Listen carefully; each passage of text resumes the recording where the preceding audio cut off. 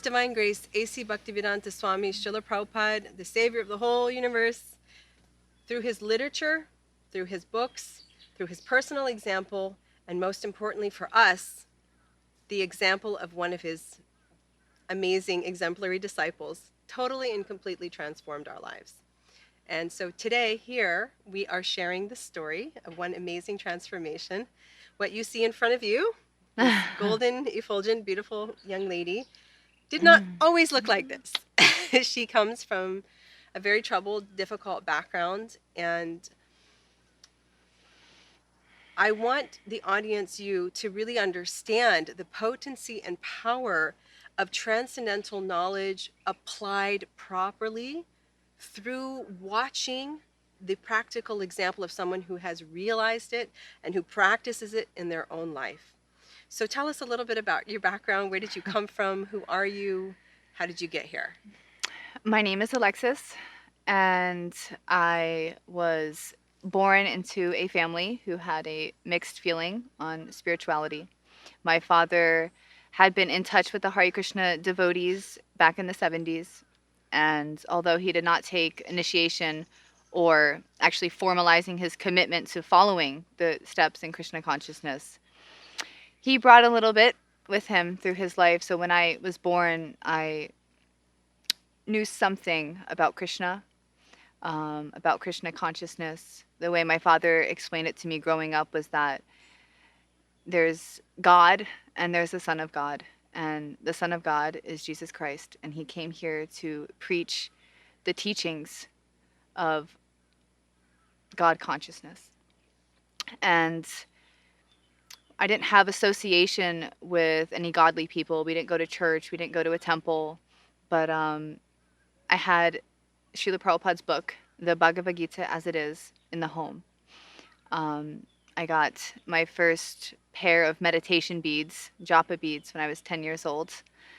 Not that I actually ever used them, but I had them in my life. And throughout my younger years, I was just like a normal person on the exterior. I got good grades in school. I was in ballet. And then once my middle school years hit, I started to act out how I was actually feeling inside, externally. And so there was a lot of pain. My parents didn't stay together, and it was a really rough start for me, and I went into a spiral. Now, when you say really rough, when she says really rough, that's the very understated version of really rough. You have described to me some scenarios that, unless a person has lived it, they wouldn't even believe how hard it was. Can you tell us a little bit about, give me some highlights of it was a little bit rough? Oh, Krishna. I'm definitely here for everyone, for those of you who haven't struggled, to see and feel how grateful you should feel to not struggle, but I'm sure those are few and far between, because everyone in this material world is struggling. And a lot of people are struggling in the ways that I struggled, through drug abuse, association with gang members, prison members, in and out of jail, having been in the system at a very young age, being drug tested at the age of 11 before I even started using drugs. I started smoking cigarettes at 13, was putting, vodka in my water bottle, taking it to school, all the while still excelling in my AP chemistry and marine biology classes. And just through bad association and partying with, my friends who were also very troubled and in a lot of pain, not knowing the way out, I found myself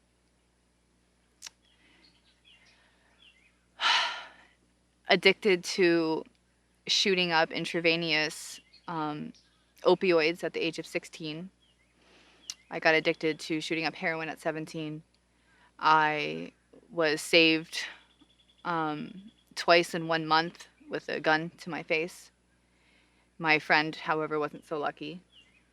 And, to see your friend get shot in the head running to you, and you're just, in the meantime, you have friends in your house who have to make sure that they get their drugs in their veins quick enough before the cops come. That's where the mind frame is. And, yeah. Did that friend die? Amazingly, he didn't. The bullet went through his head and did not go into his brain. But there was certainly a chunk hanging out. It was very traumatizing. My mom came home, was like, she was very scared for me, obviously, for obvious reasons. You were 16. I was 16. Wow. 16 years old.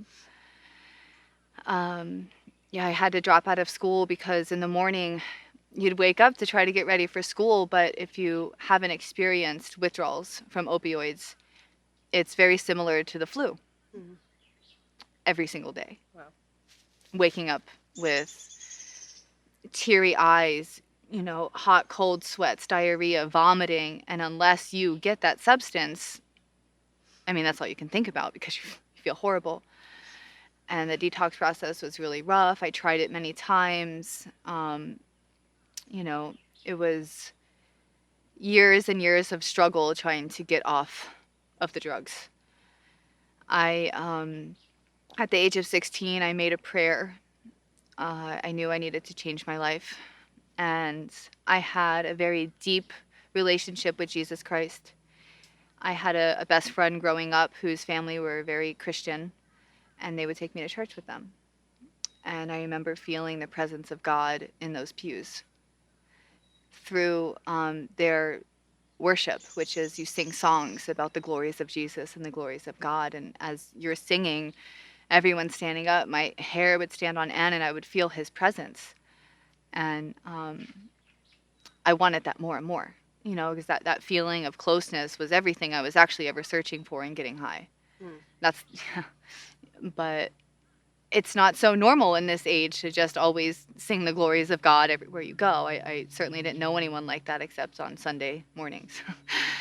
So at the age of 16, I decided to get myself baptized at my local church. And in that moment, I made a prayer to Lord Jesus, and I prayed to him, please show me who your Father is. Wow, that's a powerful prayer. I heard, Jesus is God. My father told me Krishna is God. But Jesus, what about you? Can you tell me who your Father is? And right after that, I moved in with my father in South Carolina to try to get clean from Florida. And he told me it was time for me to start reading the Bhagavad Gita. And it was actually really hard to read, not growing up around the Sanskrit language, and it was difficult for me to read at first. Did you understand anything you read, or was it just sort of like you'd look at it and put it back down? It was actually really difficult for me. The first 8 chapters, I think it took me like 8 months trying to get through those 8 chapters. There was so much knowledge, and it just wasn't really hitting. I was still using, and my father asked me many months later, how is it going? How's the reading going? And I said, actually, it's really difficult. I'm not getting through it very easily. I was drawn to the Sanskrit text, the Om symbol, and, in school I would doodle and, write the verses down. It was very attractive to me, but I couldn't really understand it. And so my father said, well, the Bhagavad Gita is written by Krishna. And to understand Krishna, you have to go through his devotee, like Jesus Christ, devotee of God. And so he gave me a picture of Mother Yashoda, who is Krishna's mother, holding baby Krishna. And he asked me to pray to her so that I could see the glory of her son. Wow. And I put that picture right next to my bed, and I prayed. And I think, thank you for reminding me of this. It was such a beautiful experience. The next day I finished that chapter and started a new one, and everything clicked. It was like boom, boom, boom, boom, boom. I was like, oh my God, this is amazing. And I started writing down the verses and just, wow, yeah, what a confirmation. It was really powerful for me. Wow. Yeah, it was really powerful. I'd like to be able to say that I just all of a sudden stopped using drugs and my life got better from there, but it didn't. Well, I'd like to share also, I was born and raised in the Hare Krishna movement, And so I was always hearing Bhagavad Gita, always at kirtans, festivals, you name it. But when it comes to actually digesting the philosophy right there in the book, I remember when I was a teenager, we were not living in a temple. We were having a normal, U.S. Teenage experience, which included, stuff. And so I was reading Bhagavad Gita every night, more as a wanting to feel comforted kind of thing. Like I'll read a voice, and it was like a sentimental idea, like, oh, I'm going to be feeling close to God or close to Krishna before I go to bed. I understood nothing. Yeah. And it wasn't until sometime later, and that's another story we won't go into, but yeah. It's difficult to understand when you're alone. Right. This is a very, very important point I wanted you to expound on, because here it is, you've grown up sort of with Krishna in your life. You've had deep internal turmoil that you didn't even know was really there, but you're covering it with all of this avoidance behavior. You've got drugs going on. You had now you told me some crazy stuff with this very abusive string of relationships, and one in particular. I mean, this is straight out of a movie, you know. I was, reading Bhagavad Gita and living in South Carolina, and I tried to stay clean off of drugs. It didn't last long, and I found the pills again, but they were much more expensive. $15 for a, opioid, Oxycontin, Roxy in Florida, 30, 35 for one in South Carolina. And that's a lot of money. Although I had, different jobs at different bars and hostessing, and I wasn't making that much to have an addiction like that pricey. So my dealers gave me heroin. And the first time I shot up heroin, I was 17 years old. And it was really scary stuff. You could spend $10 on a bag of heroin that would either do nothing. We've had some difficulties in this video. Let's take a little technical break here for a second, and I'm going to check what the ding ding means. Okay. Ding ding. Ding ding. It was really scary. One night I got a bag. I did my usual amount, and I woke up in my car the next day in a parking lot. I knew in that moment I had to get out of South Carolina. And I decided, hey, even if I don't get sober completely, I got to get off this heroin. Let's go back to Florida. I went back to Florida, and as soon as I got there, I, of course, met up with some friends. And I was reconnected with a guy who I knew from high school, a friend of a friend. He had just gotten out of prison, his second bid. He was 25 years old. And you were 16. And I, at that time, believe I was just turned 18. Okay. And from the first night we were together, he would not leave me alone. He did not want me to leave. 2 weeks later, I was still with him, and I realized I have to get out of this part of town and go back to my mom's house. He insisted on coming with me, even left his apartment where he was living in Bradenton to be with me constantly. I ended up talking my mom into letting us rent out my grandmother's rental apartment right next to hers on her same property by the beach. And a house filled with lovely childhood memories turned into a traumatizing, haunted horror story. He put me through so much that is very difficult to even begin to explain, but because I was so addicted to pills, and he had a connection to get a script, and that's how he made his money. He always had them. He was hurt. He was troubled. I felt like I could help him. I felt like I could fix him. He had a very serious, abusive childhood growing up, and the relationship got to the point where being strangled was normal. Oh my God, wow. Having him sit on top of me, strangling me, was normal. Getting punched in my face, in my eye, in my nose was normal for me. There was one situation where, I mean, obviously I knew how to get away from this guy, but because there wasn't any protection, I didn't know where to go. If you've ever been in an abusive relationship, you know the manipulation, you know the sociopath that gets into you, like, well, you'll never be anything without me. It gets into you. And there was one night I particularly tried to leave, and he chased me in my car. He drove me out of my car. I ran away from him. He got me by my purse. My purse straps broke. He tied me by my hands, threw me in the trunk of my car, drove me to a city about 30 minutes away, had me in the car for what seemed like forever with the windows rolled up.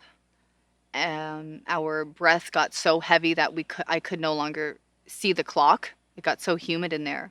And by the grace of God, there I am with my arms tied. He's sitting on top of me, choking me. At this moment, he looked like something you would see like an evil clown look like, as he was laughing as he was doing this. I said, "Are you trying to kill me?" And he laughed. I said, "Listen, we're going to die in here. You have to roll down the windows." He said, "What do you think? I'm stupid? You're going to jump out." I said, "No, not if you roll down your window." And so as he turned to roll down his window, I used my toe to unlock the door, kicked the door open, booked it out of the car, ran down the street. The street had no cars on it the whole time I was there, and by the grace of God, a minivan with two moms at 3 o'clock in the morning were driving, saw me running, stopped. I got in the car. They called the police. You wouldn't believe how you feel in that moment. The police came. It was a miracle. It was a miracle. The police came. He went to jail. He spent 5 months in jail, and I got back with him. Oh my God! Wow. He sent me letters in jail, told me he was sorry, he was going to change. I got back with him when he got out, and it was rough. We slept in a tent. We had nowhere to go. I know what it's like to be homeless. I know what it's like to be strung out. He stabbed me. He nearly took my life several times. This man had good in him, because I guess all of us do.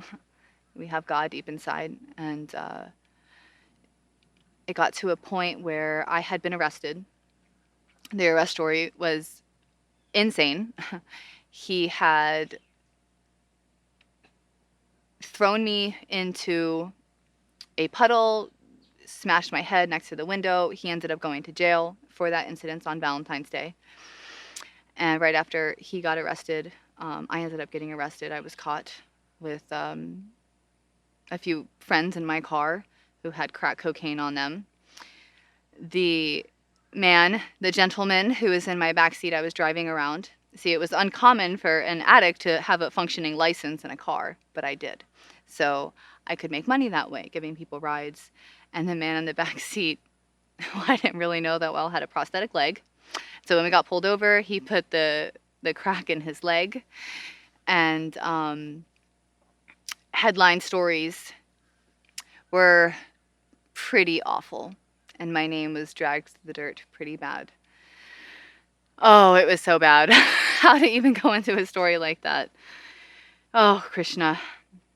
So you just came through this incredibly insane life of drugs and violence and abuse, and you're only 18, 19, 20. So here you are, you're a mother of two beautiful children, you're married to my lovely brother. How did that happen? I got back with him after he got out of jail for the second time. I was on probation. In Florida, felony probation is very serious. They monitor you, they drug test you every week, every month at least. And I had been drug tested for 10 years at that point and never stopped using. So I found different ways on how to pass my drug tests, how to get around it. Yeah, you were a straight A student, right? So you had good brains how to. Definitely. But he told me that if I left him, he would call my probation officer and tell her that I was altering my drug tests. Another way to keep me there. But it got to the point that I had 1 month to come up with $1,400 and like 100 hours of community service, or I was going to be thrown back in jail. I called my friend, a friend that I had been friends with for many years since middle school, and told her my situation. She told me she recently left her boyfriend and I could come and stay with her. She was clean for 3 weeks. I could come move with her in Orlando, get a job, pay off my probation. And so I said, okay, call me tomorrow. But of course, my boyfriend at the time found out I made that phone call, and he hid the phone from me and kept me inside the apartment for days. I wasn't able to call her back. I wasn't even able to go to the restroom without him watching me. I tried to jump out of a window, which I knew would kill me, but at that point, I just had to get out of there. It was not a floor window. I was going to break through the glass to try to get out of there, but it didn't work. I wasn't that strong and ended up getting beaten up instead. And luckily, my friend had called my mother and told her she was really mad at me. I'm ignoring her. She's not answering the phone. And my mom ended up coming. And when she came, obviously my boyfriend was really upset. But I sat outside with her. And I sat outside with my mom for at least an hour. And I was unable to just get in the car and leave. She was there. She was ready. I could get in the car. I could go. But I looked back at that apartment with him, with the drugs, with that whole lifestyle, and there was something inside of me that was holding on to it. I was so scared to make that change. It was nerve-wracking. I didn't know what was on the other side of this transformation. I had no idea. People stay stuck because they know what they know. They don't know what's on the other side, and it's scary. Yeah. And my mom had tried to help me for so many years. She was so fed up. She just sat with me. And at one point, after the hour, she said, "You want to flip a coin?" And I was like, yeah, I don't know what to do. Let's flip a coin. And she said, okay, tails, you come with me. And I said, no, Mom, I'm doing it my way. Tails, I stay. And she looked at me and she said, are you sure? And I said, yes. And she flipped the coin and it landed on tails. And in that moment, I thought to myself, so this damn coin's going to tell me that I'm going to walk back into that apartment, wake up tomorrow, dope sick again, withdrawing, and live this same life with this insane person? Nope, I'm going with you. She was right. She was right, exactly. Exactly. But I got in the car and I moved in with my friend in Orlando. It was quite a situation. She was living in a trap house, or a house where many different people live in and sell drugs out of. There wasn't even a door handle on the door. It was just deadbolts. It was really rough. There was blood on the ceilings from people, flicking their needles, and it was just a really horrible situation. I could not walk down the street without people thinking I was a hooker and stopping. That's scary stuff. People stopping and like, thank you. It was really rough. And in the meantime, I had stopped using the pills, but I started drinking really bad alcohol to the point that I would black out, one drug to another. And I ended up finding that there was a Hare Krishna temple 30 minutes away. And Excuse me. Thank you. We're in Florida. Let's take a moment here. Yes. There we go. Excuse me. No. Thank you. So, drug of choice, essential oils. Now my drug of choice is essential oils. Yes. So I found the Hare Krishna temple, and I went there, and I remember the first thing I saw were these two beautiful deities of Lord Chaitanya, Lord Nityananda, and I just fell to the ground. I knew I belonged there. Wow. And I continued to go to the Sunday programs where they would feed us sumptuous food or prasadam. And at that moment, everything changed for me. How old were you? I was 21, 22, maybe. And this random manager came into the bar I used to work at, where my friend was working, said, where is this person? I want to give her a job. I ended up with a job as a project manager, which was, totally different, completely different from what I could ever imagine. Job. Yep. I took a vow to quit drinking in October of 2014, and I did. I haven't had a drop of alcohol since. Congratulations. And I, in December of that year, I flew to Puerto Rico with the Hare Krishnas for this festival called Rath Yatra. And that's where I met your brother, my husband.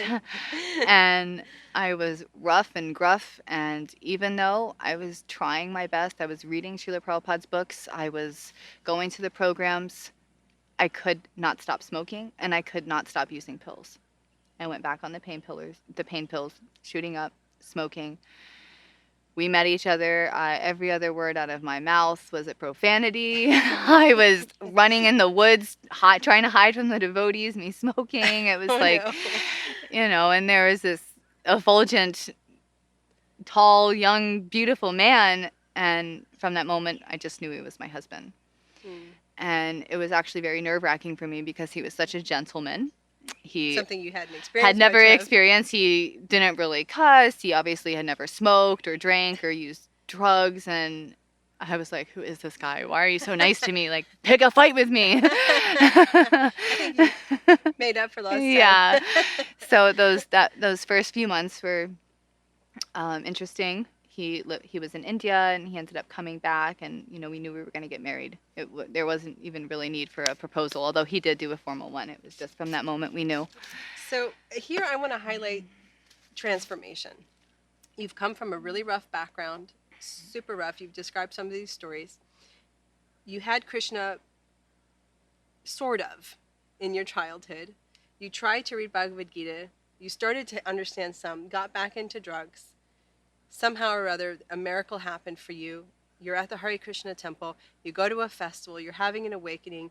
The Lord in your heart and saying, this is your husband.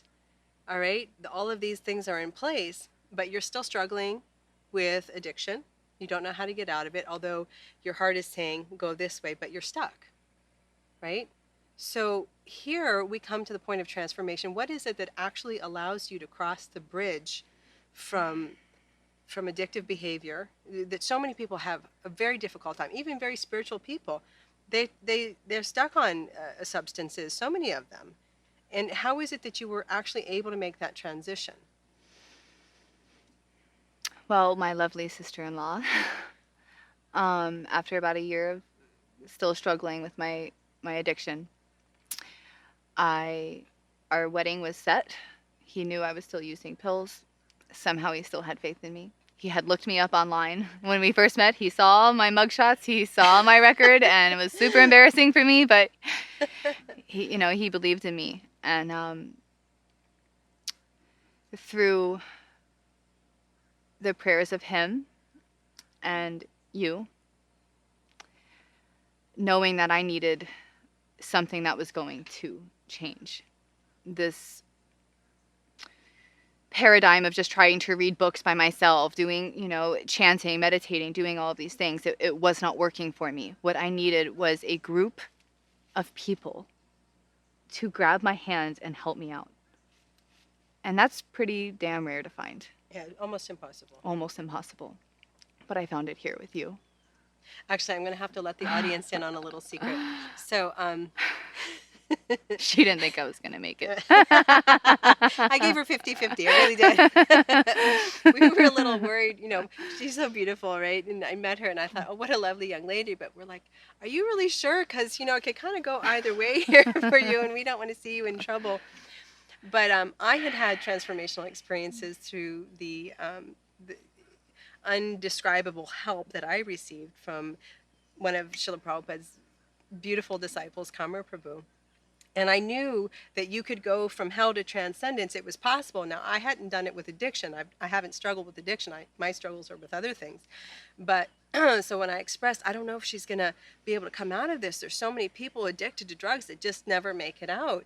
And he said, well, if we don't believe in Srila Prabhupada's teachings and the possibility of it, then what are we doing? And he had such firm faith. So I thought, okay, well, how are we going to do this? I know. There's this workshop we can take. We're going to organize this whole workshop, and my mentor, she teaches these workshops, how to practically apply Srila Prabhupada's teachings, the teachings of the Acharyas, Bhaktivinoda Thakur's teachings of how to be completely present in the moment, how to actually live by the words that Krishna speaks in the Bhagavad Gita. Not just here. There's so many people who practice transcendence from here, not really here. Yeah. So that workshop, We set it up as a trap. I had no idea what I was getting into. And it worked. It did. It worked. I took that workshop in April 2016, 1 month before my wedding. I had no idea what it was about. I thought it was just the energy healing workshop. I had messed with, like Reiki and things like that. I was just like, whatever, let's go, and I'll take it. But this workshop was different. Like you said, it was based on the teachings of Bhaktivinoda Thakur, and his one of his poems, Saragrahi Vaishnava. Forget the past that sleeps, and near the future dream at all, but act with times that are with thee, and progress ye shall call. And I was 3 months pregnant, and I was still struggling to quit smoking. I would buy packs of cigarettes. I would throw them in the trash. I would dig through the trash to find them. I was trying. I was pregnant. Come on, I was trying. I won't get another pill. I won't do it. I'll take this other medicine to get me off of it. I'd make the phone call and I'd go. It was such an internal struggle to stop. But when I took that workshop and I learned how to be present in my heart, not worried about the past, not worried about the future, but right now, things started to shift for me.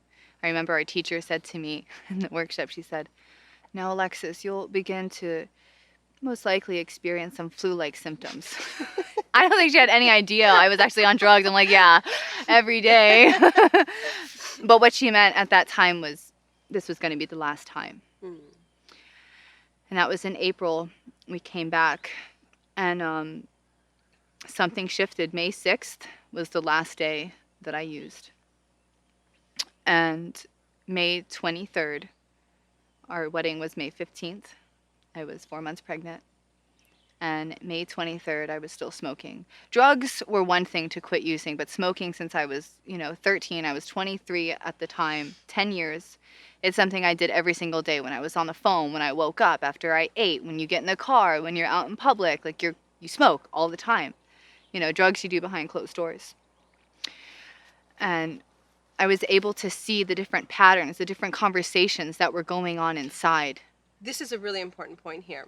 By taking that workshop that actually teaches us how to be the soul and observe the body, observe the mind, observe the modes of nature, as actually different. Apply the teachings that are there, and to be the witness instead of the passenger.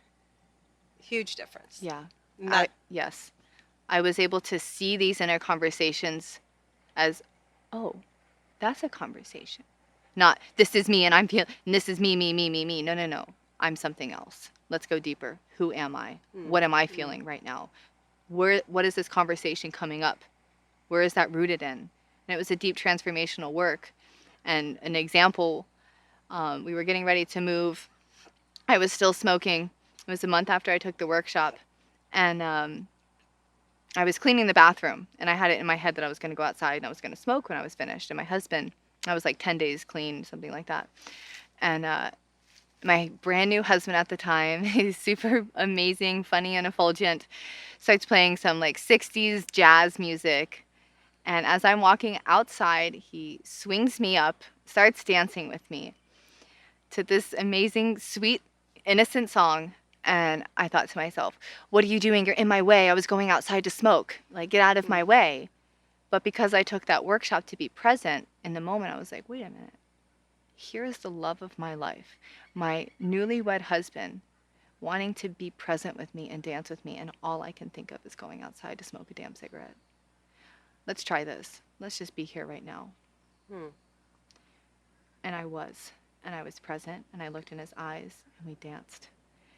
And I didn't go outside to smoke.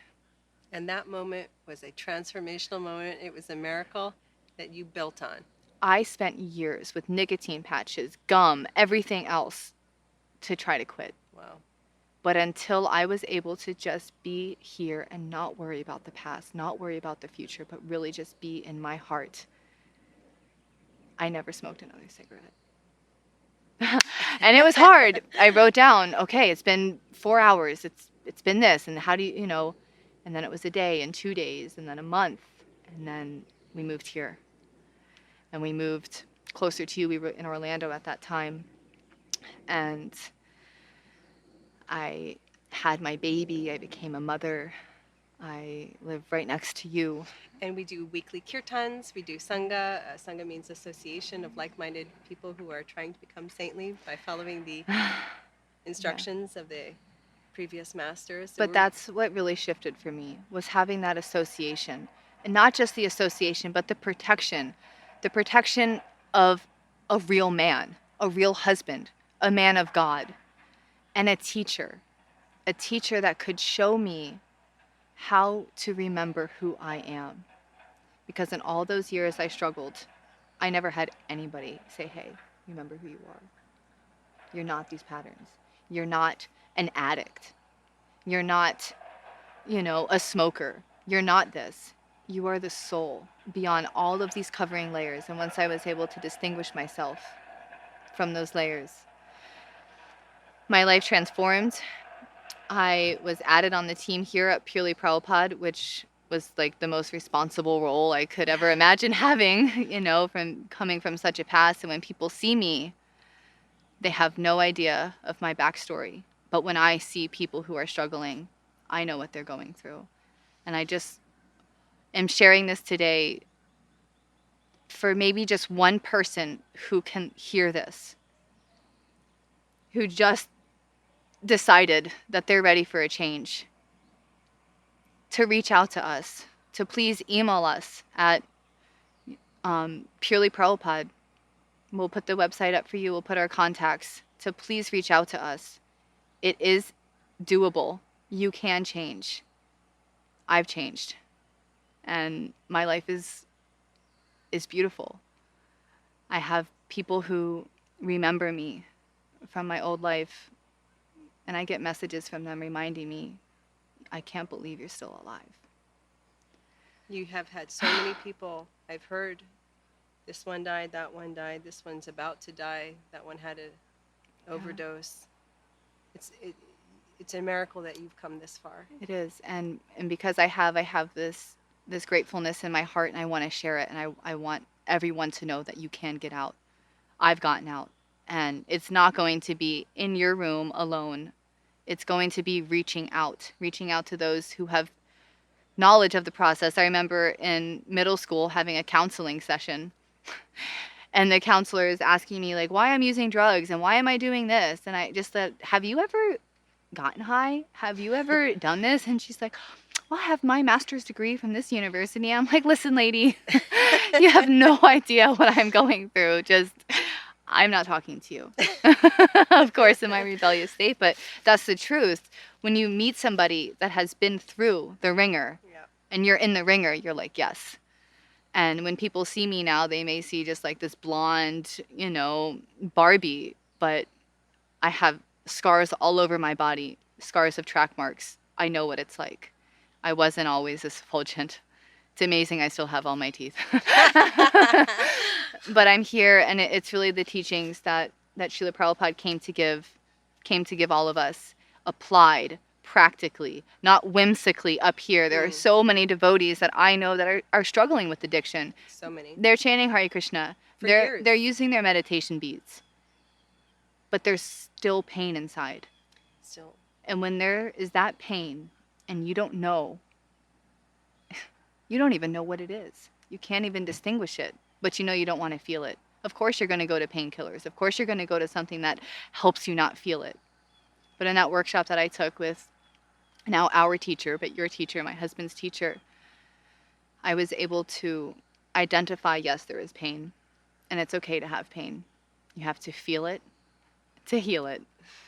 And I'm definitely in my healing process. And through this transformation the past few years, I have formalized my commitment to Srila Prabhupada and Sri Krishna, and spreading the message of chanting Hare Krishna applied with actual, practical, realized knowledge in the association of like-minded devotees. I've taken initiation. What is your name? I received a new spiritual name, and so many of you have known me as Alexis, and my new name is Lila-Svarupini Devi Dasi. Haribo! Haribo! So, Lila-Svarupini. Lila means the different pastimes of the Lord. The Lord has many different pastimes. He comes in many different incarnations. We all speak different languages. We have lived in different times, and the Lord is the Father of all of us. And so he comes in different incarnations. He speaks different languages so we can understand him. He comes to us. He has different relationships with his different devotees. And so my name Lila reflects those different pastimes that he has with his devotees, who are all expansions of Srimati Radharani, his internal potency, his eternal consort. And Svarupini reflects her eternal form. And Devi Dasi, Devi means the goddess Srimati Radharani, and Dasi is the servant, because I am certainly not her, but her servant. And it is my deep prayer to share these teachings through Srila Prabhupada's books that we have available at Purely Prabhupada, and to not just order them and try to read them on your own, although if that's your inspiration, certainly go for it, but, to reach out to us, because we're here and we are eager to serve. We're eager to talk to you and to have you be a part of our team, and so you can sit here in this chair and share your transformational story, because it is possible. If I am sitting here, I am a living, breathing example of how applied God consciousness will transform your life into a life that you actually want to live, because I didn't always want to live my life, but I certainly do now. Thank you so much for sharing that story. Thank you. Thank you for letting me share. Srila Prabhupada ki jai. Jai All Srila glories to Srila Prabhupada. Prabhupada. All glories Thank you to very Srila much for Prabhupada. watching, and stay tuned. We will have more stories of transformation coming your way. Hare Krishna. Hare Krishna.